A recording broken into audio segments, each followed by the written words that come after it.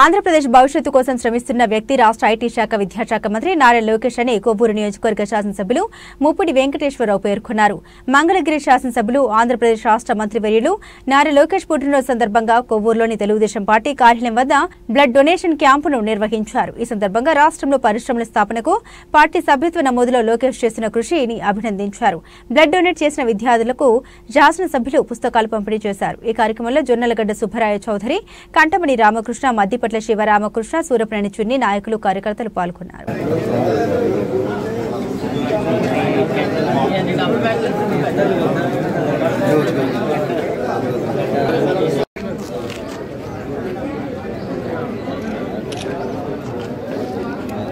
Final చూడలేరే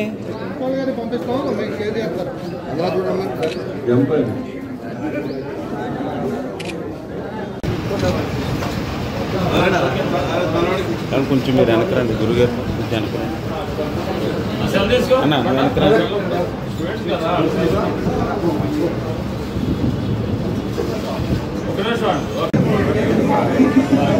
Lokesh అన్న గారు ఎలాంటి పుట్టినరోజులు ఎన్నైనా చేసుకోవాలి, టీడీపీలో మన పుట్టినరోజు కాదు కదా, మన పుట్టినరోజు.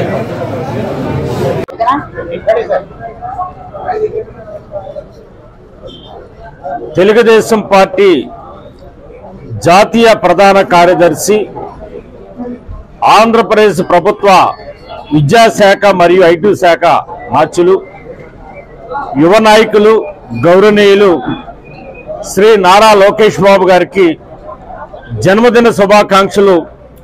కొవ్వూరు నియోజకవర్గ తెలుగుదేశం పార్టీ నాయకులు, కార్యకర్తలు, ఎన్డీఏ కూటమి నాయకులు, కార్యకర్తలు, కొవ్వూరు నియోజకవర్గ ప్రజల తరపున జన్మదిన శుభాకాంక్షలు నారా లోకేష్ బాబు గారికి తెలియజేస్తా ఉన్నా.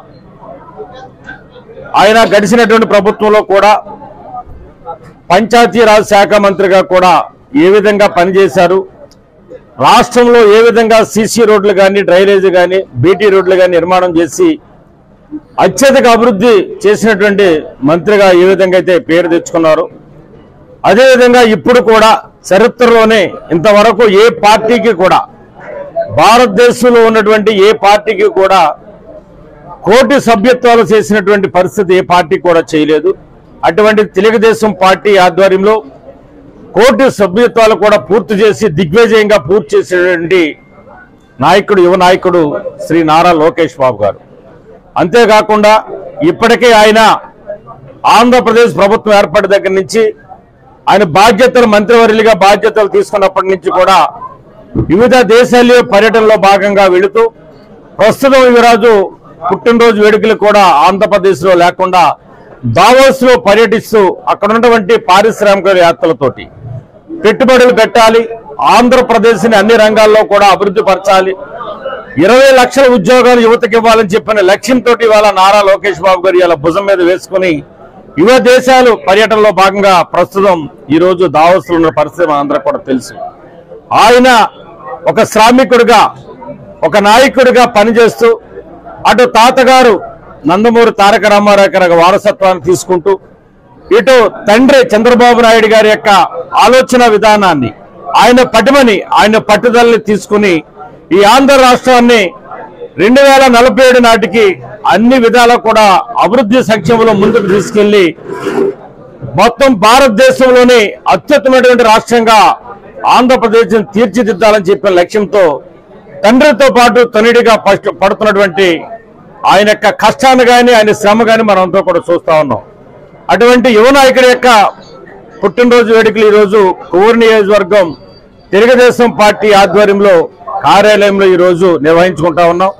ఆయన పుట్టినరోజు సందర్భంగా ఇవాళ నియోజకవర్గంలో నాయకులు కానీ, కార్యకర్తలు కానీ, ఇటు వివిధ కాలేజీలకు సంబంధించినటువంటి విద్యార్థులు కానీ అందరూ కూడా స్వచ్ఛందంగా వచ్చి ఎన్టీఆర్ ట్రస్ట్ తరపున ఇవాళ బ్లడ్ డొనేషన్ క్యాంపు, అదేవిధంగా లోకల్గా ఉన్నటువంటి మన ప్రభుత్వ హాస్పిటల్ నుంచి కూడా బ్లడ్ డొనేషన్ క్యాంపులు కూడా పెట్టి వాళ్ళ అందరూ కూడా వచ్చి వాళ్ళ బ్లడ్ డొనేషన్ కార్డు ఇస్తా ఉన్నారు.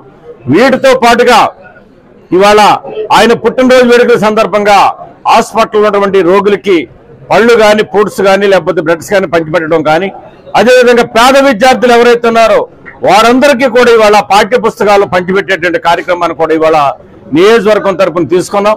తదనంతరం ఇవాళ స్కూల్స్కి వెళ్ళి కూడా పాఠ్య పుస్తకాలు కూడా పంచిపెట్టడం జరిగింది.